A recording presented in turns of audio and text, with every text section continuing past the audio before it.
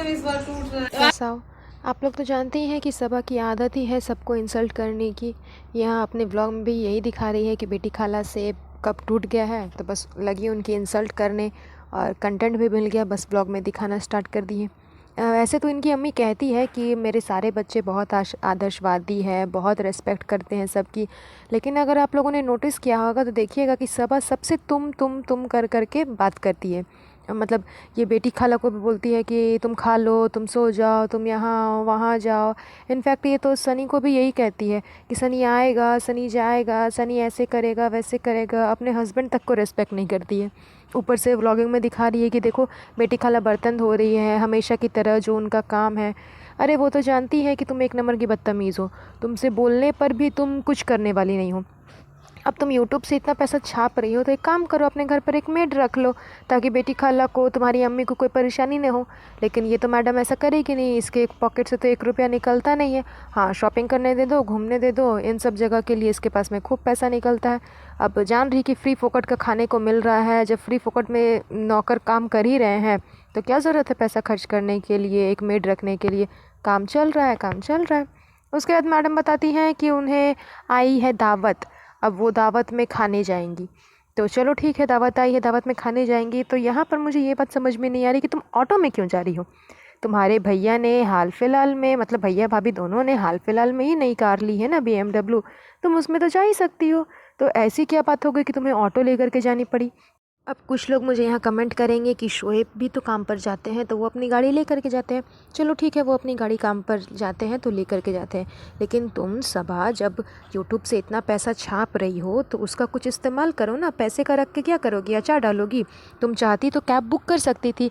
तुम दिन भर दिन घर पर बैठकर अपनी अम्मी लोग को ऑर्डर देती रहती हो कि ये खाना है, वो खाना है, ये काम कर दो, वो काम कर दो। अम्मी तुम्हारी, बेटी खाला सब काम ही करते रहती दिन ब दिन।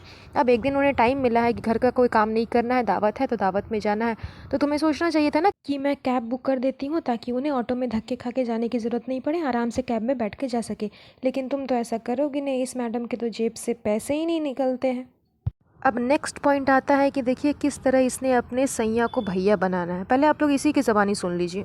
सनी भाई के साथ इन लोगों के चक्कर में सनी को सनी भाई कहना पड़ता है। देखिए मैडम की बेवकूफ़ी कितनी अच्छे से, मतलब अपने करनी किसी दूसरे पे थोपना होता है ना, ये वही करती है कि गलती तो मैं खुद कर रही हूँ तो अब क्या करूँ। खुद तो बोल नहीं सकती ना, वरना फ्रेंड्स बोलेंगे कि हमारी आइडियल दीदी गलती कैसे करती है, हमारी तो आइडियल दीदी है, ये तो गलती नहीं कर सकती। तो चलो रिज़ा और नेहार पे हम थोप देते हैं कि ये लोग दोनों सनी भैया करते हैं ना, इसलिए मेरे मुँह से भी सनी भैया निकलता है। अरे सबा दीदी, हम लोग को सबको पता है कि सनी भैया आपके कज़न लगते हैं, लेकिन अब हस्बैंड भी तो लगते हैं ना, तो प्लीज़ ज़रा बोलते वक्त ज़रा ध्यान रखा करो। इस बात पर इन्हें कमेंट भी आया था, मैं आपको दिखाती हूँ।